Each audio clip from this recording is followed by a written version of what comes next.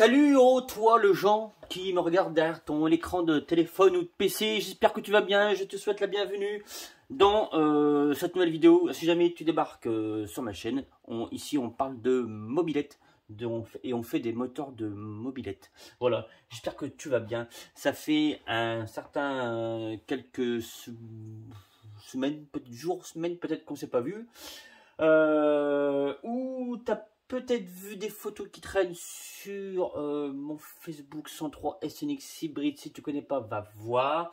Et ou peut-être depuis la dernière vidéo où on avait un moteur de 103 Malossi G2R. Voilà. Donc moi j'ai beaucoup bossé sur le moteur. Donc il y a eu un certain laps de temps entre la dernière vidéo et aujourd'hui. Parce que déjà beaucoup de travail sur le moteur, où je t'ai passé le visuel de la préparation du cylindre. Je vais te montrer le cylindre, comme il est. Et bon, j'ai voulu remonter entre temps, et en démontant un petit peu plus, je me suis aperçu que il y avait un problème.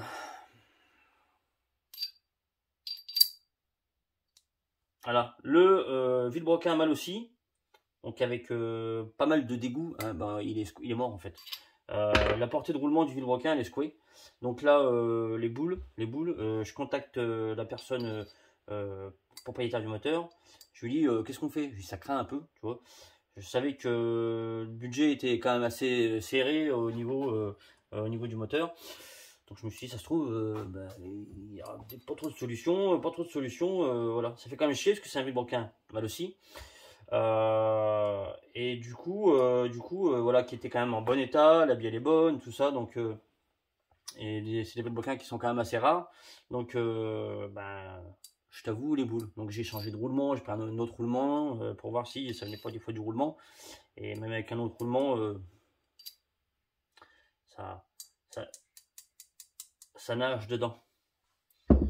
Du coup, qu'est-ce qu'on fait? On a commandé un vilebrequin Bidalo. Voilà. On a commandé un vilebrequin Bidalo pour pouvoir remplacer le vilebrequin Malossi. Alors, sachant que pour SP, il n'y a pas 50 000 choix de vilebrequin. Hein, surtout sur du SP.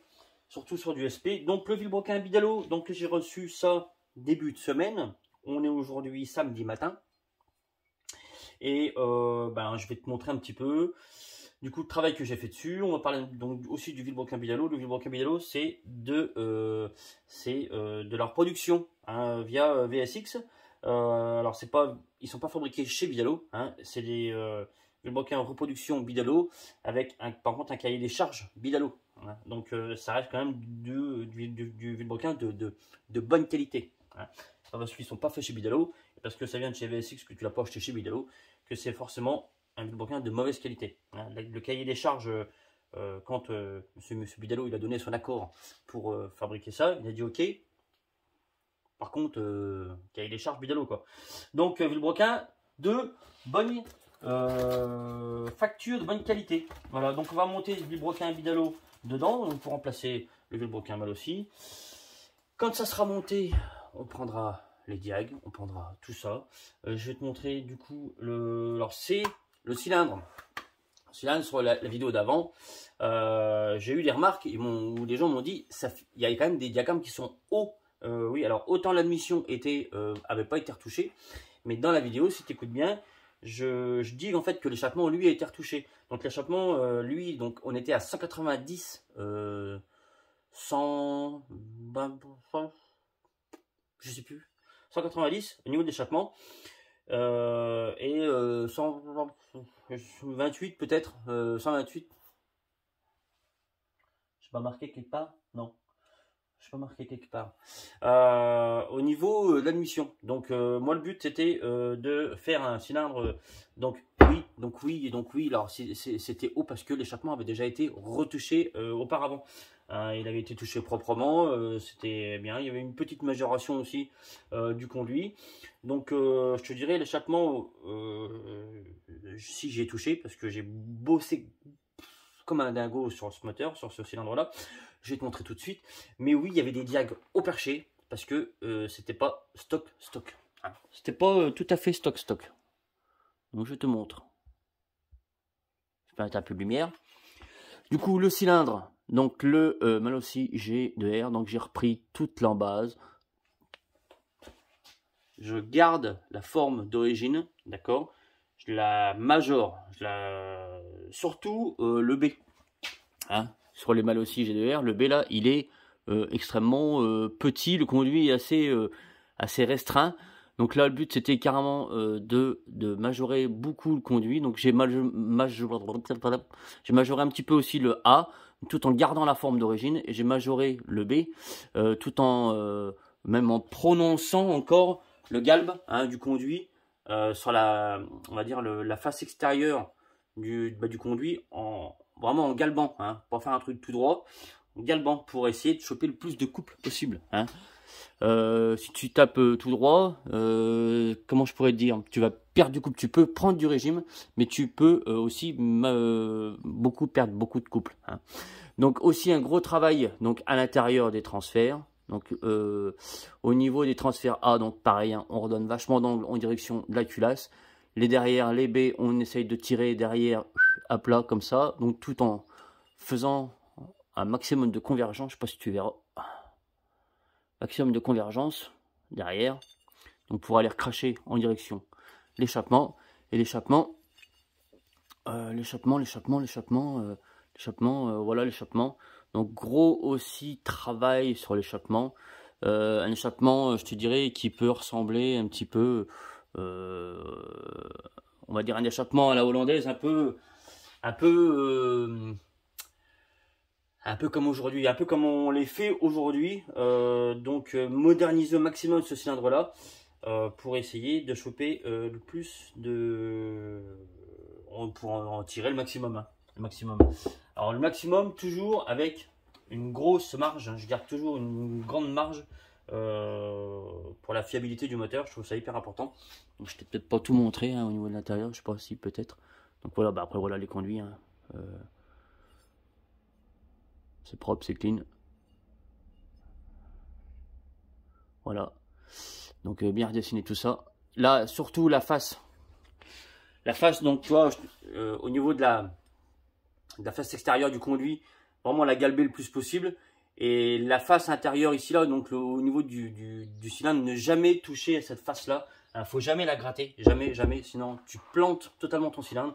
C'est ce qui va te permettre de choper le maximum de vitesse dans le conduit. Donc là, on touche jamais, jamais à cette face là. Hein. Tu peux majorer, tu peux aller retravailler la face extérieure, hein, mais tu ne touches pas à la face intérieure. Donc voilà, donc sur le cylindre, donc moi je vais remonter tout ça. Donc ça sera, tu auras peut-être 2 vidéos, peut-être même l'une derrière l'autre. Peut-être tu en auras une aujourd'hui, peut-être l'autre demain. Moi je vais remonter tout ça et après, ben, du coup, ensemble on prendra les diags, on prendra le rapport volumétrique, hein, on reprendra tout ça. C'est un moteur, je crois, de mémoire qui comprimait beaucoup. Donc on va voir du coup comment on va le placer. Là on devrait arriver normalement, si mes calculs sont bons, à du 193 133. 193, 194, 133. Donc majoration au niveau des diags d'échappement léger, mais surtout augmenter les diags d'admission pour aller encore choper plus de couple et voilà, avoir un truc qui soit vraiment un moteur qui soit vraiment plein. Quoi te dire d'autre? Oui, une bonne nouvelle, je suis aujourd'hui maintenant partenaire de chez 50 Factory. 50 Factory, si tu ne connais pas ce site, je mettrai le lien sur mon Facebook 103 SNX Hybride. C'est un site où tu trouveras beaucoup de pièces de mob, de la pièce de scoot, de la pièce moto, du 50, enfin moto, du 50 aussi à boîte. Tu vas trouver vraiment aussi un maximum de pièces pour la mob. Ça, je trouve ça vraiment bien. Va visiter va visiter le site 50 Factory. Tu trouveras vraiment des pièces diverses et variées pour les mobs. Des trucs que tu ne trouves pas sur d'autres sites, par exemple.